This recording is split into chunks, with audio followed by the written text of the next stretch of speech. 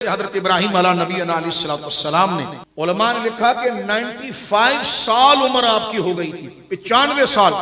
آپ کی اولاد نہیں تھی۔ اور سیدنا ابراہیم کا ایک حوالہ ہے کہ کس طریقے سے آپ نے اپنی برادری کے ساتھ، اپنے لوگوں کے ساتھ ان کی وہ غلط باتوں کو فراموش کیا اور ہر سختی کو آپ نے برداشت کیا، یہاں تک کہ کہاں بابل میں آپ پیدا ہوئے۔ بابل سے جب سختی ہوئی، قوم آپ کی مخالف ہوئی تو آپ مصر چلے گئے، مصر سے جب قوم مخالف ہوئی تو آپ ملک شام چلے گئے۔ یہ ہجرت کا سلسلہ آپ کا جاری رہا اور اس میں پھر آپ کی عمر 90 سال سے زیادہ ہو گئی۔ پھر آپ نے قرآن مجید کہتا ہے سورہ صافات میں کہ ربی حب لی من الصالحین، انہوں نے رب کے حضور دعا کی کہ یا اللہ مجھے بیٹا عطا فرما۔ اللہ فرماتا پھر ہم نے ابراہیم کی دعا کو سن لیا اور اسے بردبار اور باوقار بیٹا عطا فرمایا،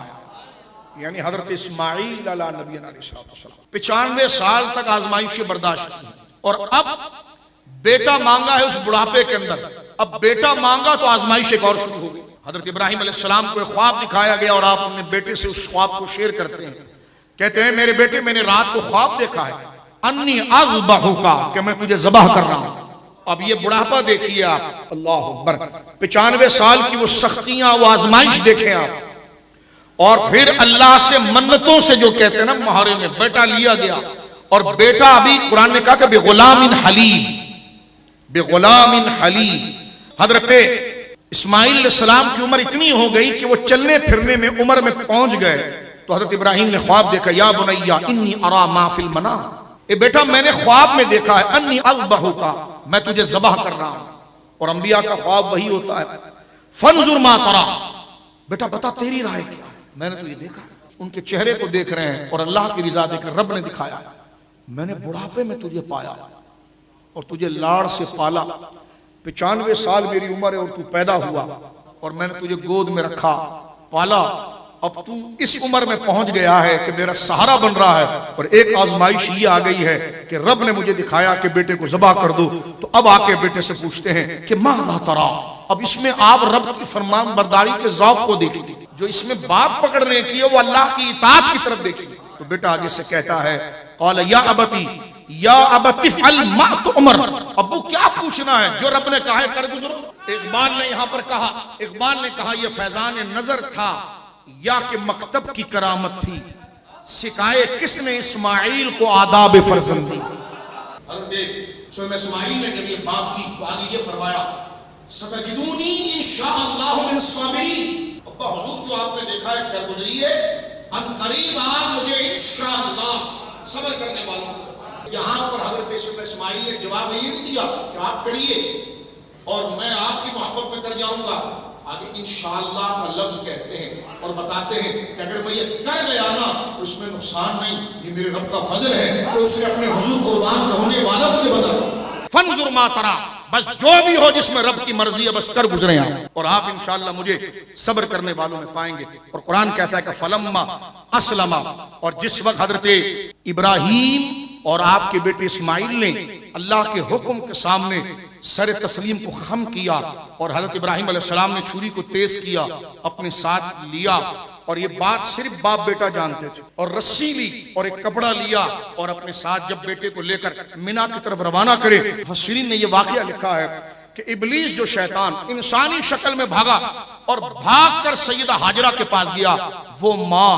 جو بڑھاپے میں ہے اور اس بڑھاپے میں بیٹا ہوا ہے جو رو رو کے سجدوں میں جا کر رب سے مانگا گیا ہے، ابلیس فوراً پہنچا۔ اس حقیقت کے پیچھے جو میرے اور آپ کے پیغام اس تک میں اور آپ پہنچے، ہم اپنے گھر کو یہاں پر لے کر آئیں، اپنے آپ کو یہاں پر لے کر آئیں، ذرا توجہ کیجئے اس بات کی طرف۔ اس وقت ابلیس حضرت سیدہ ہاجرہ کے پاس گیا انسانی شکل کے اندر اور دروازے سے کہنے لگا کہاں ہے تمہارے شوہر؟ کہا وہ بیٹے کو لے کر گئے ہیں۔ کہا کہاں لے کر گئے ہیں؟ کہا بس بیٹے کو ایسی سیر کرا رہے ہیں۔ کہا نہیں نہیں ایسا کچھ بھی نہیں ہے، وہ تیرے بیٹے کو ذبح کرنے لے گیا ہے۔ سیدہ ہاجرہ گھر میں موجود تھی، انہوں نے کہا تیرا دماغ چل گیا ہے، کوئی باپ اپنے بیٹے کو ذبح کرتا ہے؟ تو اب شیطان نے تو پہلا حملہ کر دیا تھا کہ سیدہ پاک جو ہے سیدہ ہاجرہ وہ چیخ پڑیں گی، تو انہوں نے تو آگے سے جواب دیا تو دیوانہ اور پاگل ہے، باپ کبھی اپنے بیٹے کو ذبح کرتا ہے؟ تو اس کو سچ بولنا پڑا۔ اس نے کہا بات یہ ہے کہ ابراہیم کے رب نے کہا ہے کہ بیٹے کو ذبح کر، تو سیدہ نے سر اٹھا کر فرمایا اللہ نے کہا ہے تو پھر ابراہیم ٹھیک کر رہا ہے۔ اب جب یہاں سے وہ ہارا تو دوڑ کر گیا حضرت اسماعیل کی طرف اور کہا اسماعیل سے کہ تجھے بتائے تیرا باپ تجھے کہاں لے جا رہا ہے؟ فرمایا میرا باپ جو کر رہا ہے ٹھیک کر رہا ہے۔ اب وہ پہنچا حضرت ابراہیم کی طرف اور حضرت ابراہیم سے کہا کوئی غور کرو یہ کیا کر رہے ہو؟ تم اپنے بیٹے کو ذبح کر رہے ہو؟ تو فرمایا جس کا دیا ہوا اسی کا حکم ہے، اسی کی راہ میں دے رہا ہوں۔ تو کہا نہیں یہ نہیں ہو سکتا، تمہارے خواب میں کوئی خرابی ہے۔ آپ نے زمین سے پتھر اٹھا کر مارا، 3 جگہ پر اس نے آپ کو روکنے کی کوشش کی، 3 جگہ پر آپ نے مارا۔ آج وہ وفا کہ ابراہیم کی کوئی توجہ بیٹے کی طرف نہیں جاتی ہے، رب کے حکم کے سرشار میں اتنا خوش ہے کہ میرے رب کے حکم کو میں پورا کرنے جا رہا ہوں۔ ہم نماز پڑھتے ہوئے خوش نہیں ہوتے،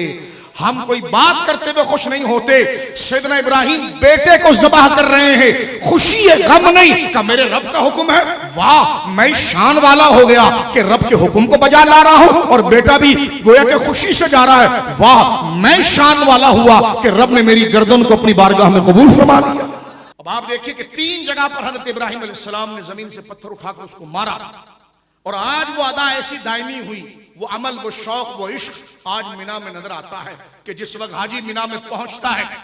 اور وہ بالاحرام کی حالت کے اندر 3 جگہ پر کہ 3 جمرہ شیطان کے وہ 3 نشانات موجود ہے، چھوٹا شیطان جس کو کہتے ہیں، درمیانہ، منجلا اور بڑا، یہ 3 جگہ وہ حاجی جا کر پتھر مارتا ہے۔ اللہ اکبر، یعنی خدا کی محبت دیکھیے ابراہیم سے۔ فرمایا ابراہیم تو نے تو آج وہ کش کا کام کر کے دکھایا ہے کہ شیطان تو تیرے سامنے آج کھڑا ہے، بعد میں کھڑا ہو یا نہ کھڑا ہو لیکن تیری ادا کو ہم زندہ رکھیں گے، اور یہ بتانا چاہیں گے قیامت تک اپنے موحد بندوں کو جو ہمارے طالب ہیں ان کو ہم کہیں گے کہ تم بچے کو تو ذبح نہیں کر سکتے، آؤ ابراہیم کی سنت پر جانور ذبح کرو، اور تم شیطان کو تو پتھر نہیں مار سکتے، لیکن جہاں کھڑے ہو کر ابراہیم نے کنکر مارا تھا وہ اخلاص کا ایسا مظاہرہ تھا کہ وہ ایک تاریخ خدا نے قیامت تک رکھ دی۔ آج وہ نشان موجود ہے، حاجی وہاں جا کر کنکر مارتا ہے اور اس شوق کو پاتا ہے کہ جب خواہشات سامنے کھڑی ہو جائے، رب کی مرضی کے مقابلے میں کسی اور کی مرضی آئے، تو سنت ابراہیمی یہ کہتی ہے کہ رب کی مرضی اور اس کے حکم کے سامنے جو حکم آئے گا وہ شیطان کا حکم ہوگا، اس کو قبول نہیں دیا جائے گا، اس کو پتھر مار کر اپنے سے۔ جناب رسول اللہ صلی اللہ علیہ وسلم سے پوچھا صحابہ نے، یا رسول اللہ ہم 10 ذی الحجہ کو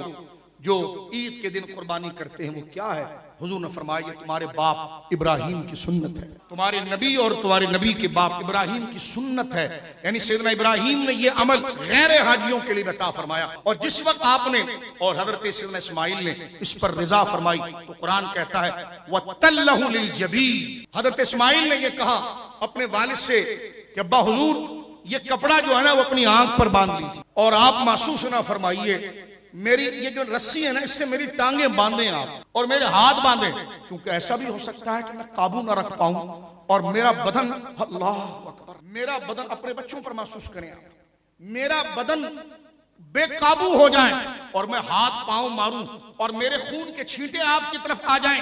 یا گرد اڑ جائے تو ابا حضور یہ بھی رب کو پسند نہ ہو، تو میری ٹانگیں ذرا مضبوط باندھیے اور میرے ہاتھ کو مضبوط باندھیے، اور آپ میرا چہرہ جو ہے وہ اپنی طرف مت کیجئے گا، میرے چہرے کو زمین کی طرف کیجئے اور یہاں سے چھری چلائیے گا اور آنکھوں کو بند کریں۔ جس وقت ابراہیم نے حضرت اسماعیل کو پیشانی کی بل لٹا دیا اور جب چھری آپ نے چلا دی، وہاں سے قدرت نے آواز لگائی وَنَادَيْنَاهُ أَن يَا إِبْرَاهِيمُ قَدْ صَدَقْتَ رُؤْيَا، اے ابراہیم رک جا، تو نے اپنے خواب کو پورا کر دیا۔ تو قرآن کہتا ہے وَنَادَيْنَاهُ أَن يَا إِبْرَاهِيمُ، ہم نے ابراہیم کو آواز دی اور ندا کی، اے ابراہیم قد صدقت الرؤیا، تو نے اپنے خواب کو سچا کیا۔ حضرت ابراہیم نے جب دیکھا تو حضرت اسماعیل وہاں کھڑے تھے اور آپ کی چھری دمبے کے اوپر چل گئی۔ اللہ رب العالمین جل وعلا آگے ارشاد فرماتا ہے وَفَدَيْنَاهُ بِذَبْحٍ عَظِيمٍ، اس کے بدلے میں ہم نے ایک بہت بڑا ذبیحہ دیا، اس کی قربانی کے لیے بہت بڑا ذبیحہ ہم نے اس کی قربانی کے لیے